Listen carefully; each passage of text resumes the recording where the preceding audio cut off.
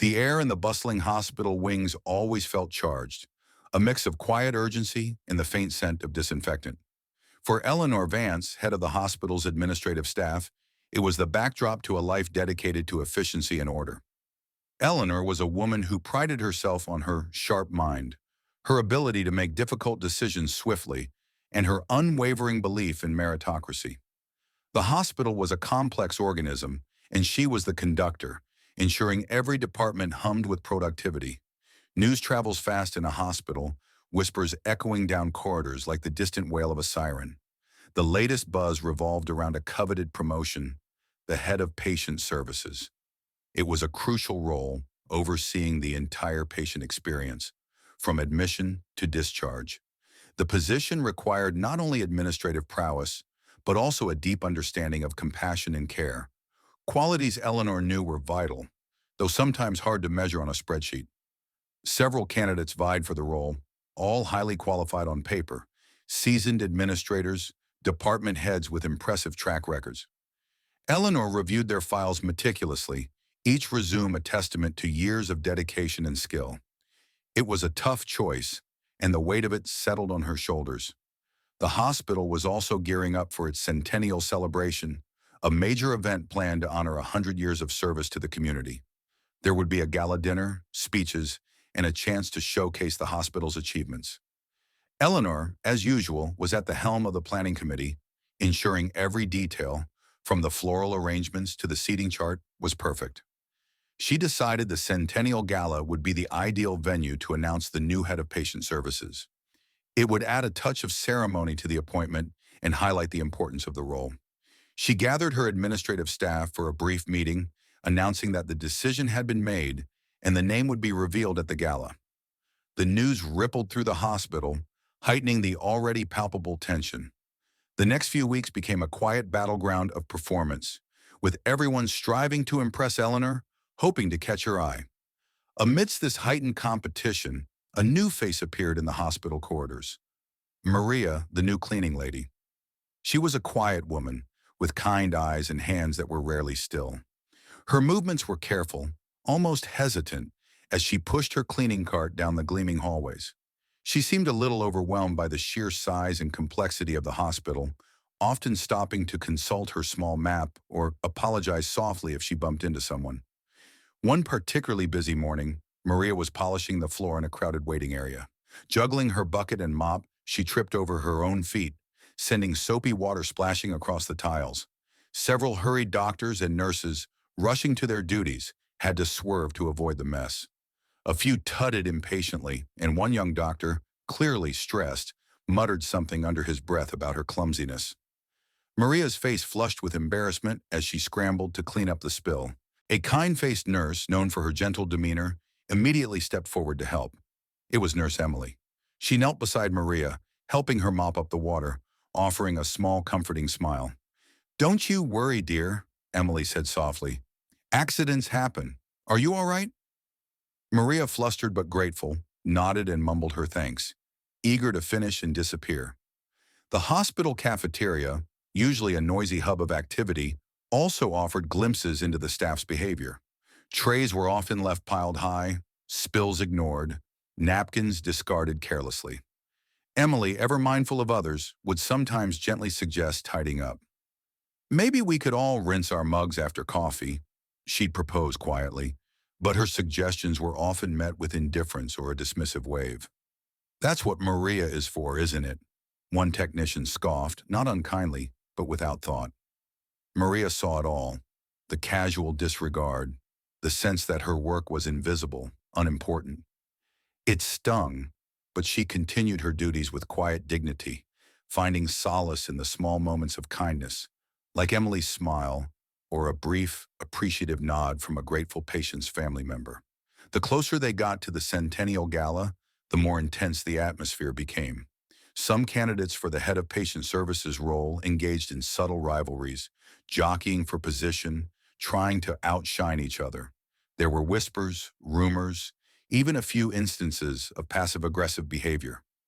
Eleanor observed it all, her gaze sharp, taking note of not just their performance, but their interactions, their attitudes towards colleagues, especially those they deemed lower on the hospital hierarchy. Emily, meanwhile, remained her steady, compassionate self.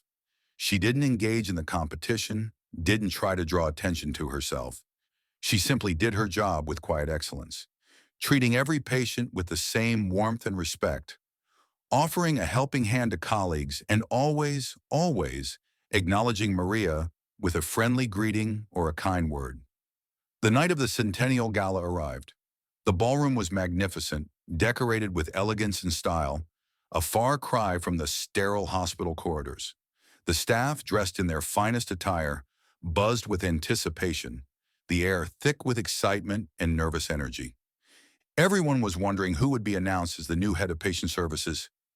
Each candidate held themselves with a carefully calibrated air of confidence, mingling, networking, trying to make a final impression.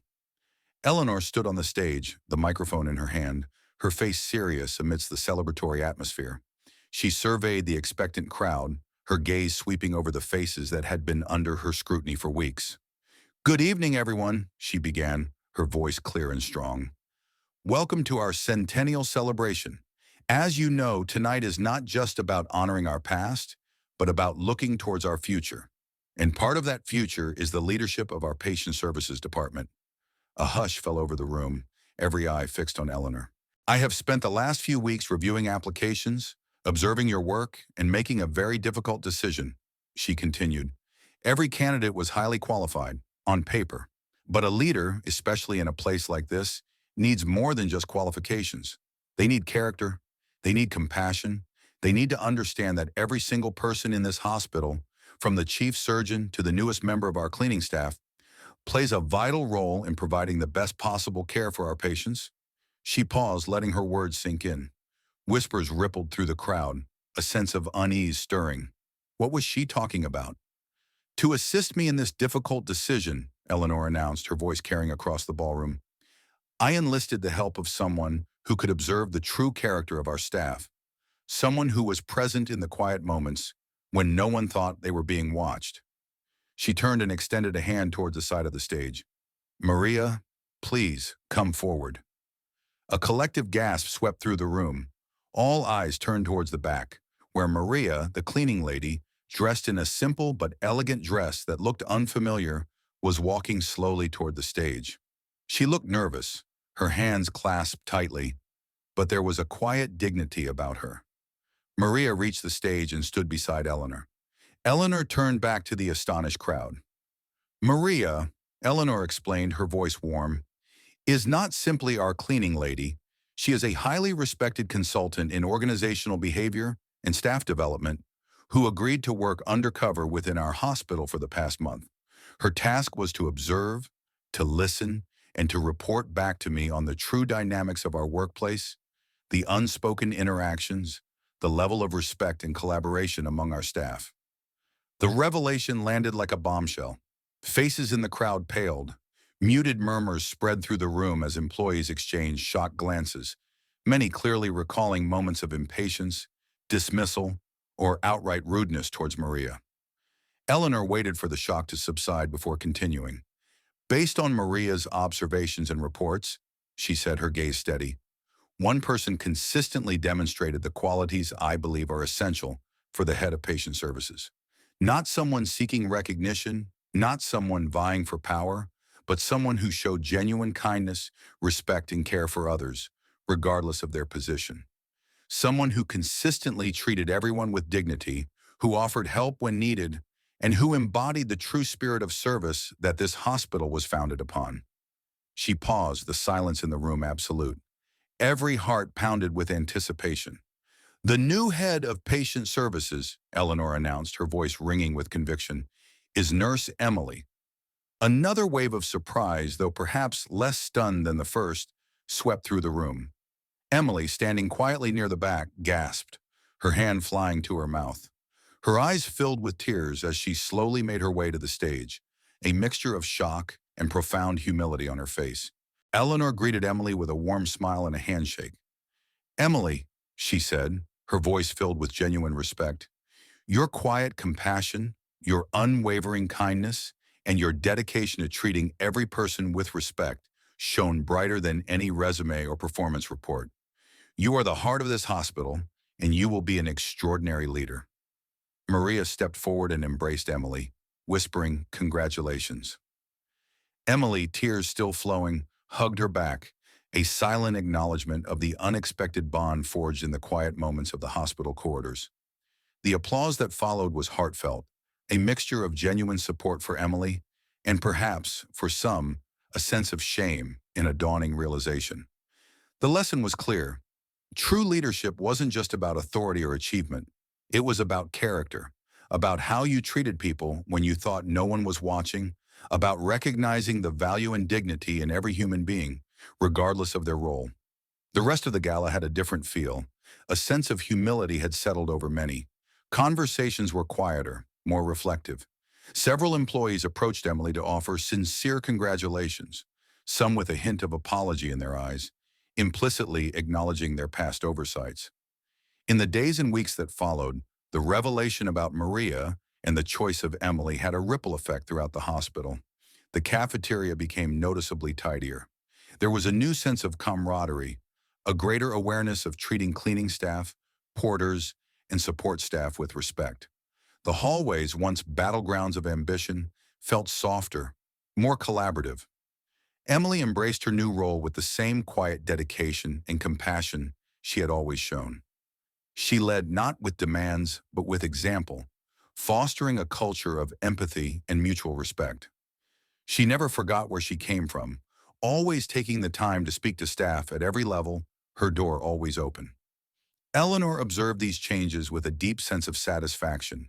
Her unconventional approach had not only found the perfect leader, but had also initiated a profound shift in the hospital's culture.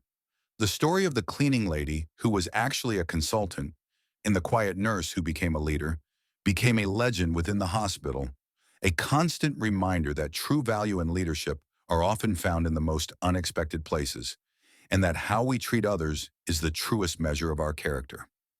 And for Eleanor, witnessing this transformation, seeing the heart and soul of the hospital flourish, was the greatest success of her career.